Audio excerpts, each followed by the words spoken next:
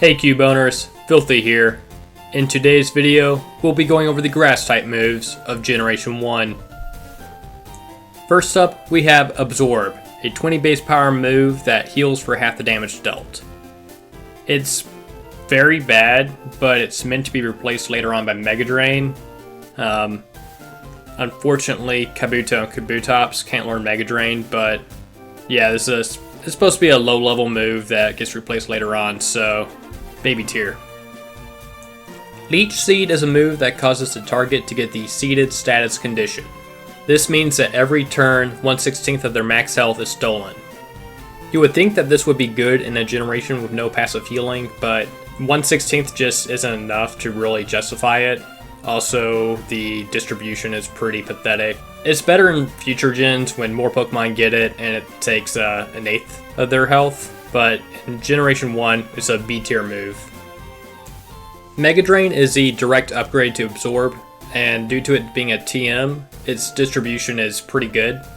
It's pretty held back by the low base power of 40, but within the context of Generation 1, you would just bring it to hit stuff like Rhydon and Golem and stuff that you would hit pretty hard with it. So overall, decent move. I'd give it A tier.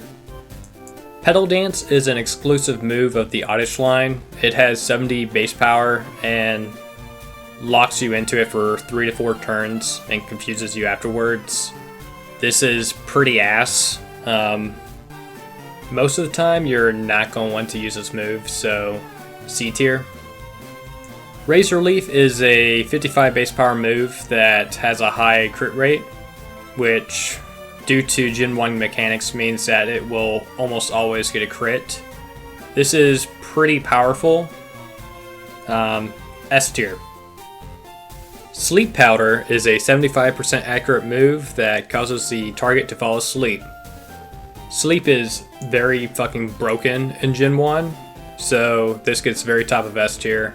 It's the most accurate sleep move besides something else that's coming up later in this video. Yeah, Sleep Powder is easy S tier.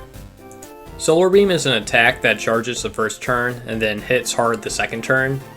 You would think that having a base power of 120 would be good, but because it takes 2 turns to do it, it's effectively base power 60 per turn. You're actively hurting yourself if you're using this move because it gives the opponent time to switch out to something that will resist the Solar Beam. So yeah, this gets stinky tier. Spore is the signature move of Generation 2 Smeargle, which is 100% accurate and causes the target to fall asleep.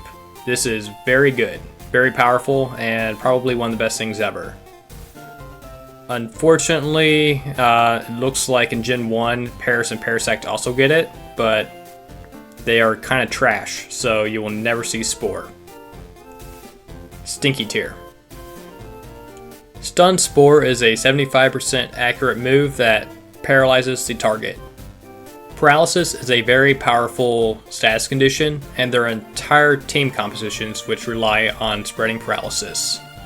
In Gen 1, the most common way of spreading paralysis is with Body Slam, but that can't hit ghost types and can't paralyze normal types. So Stun Spore fills in the gaps there for setting up a late game sweep with something else, like a Tauros or whatever. Stun Spore is very powerful, A tier. And finally, we have Vine Whip, a low base power move that is meant to be replaced with Razor Leaf or Mega Drain or pretty much anything else. Baby tier. And those are the grass type moves of Generation 1. Overall, I think they're pretty good. But what do you guys think? Let me know down below, and I'll see you in the next video.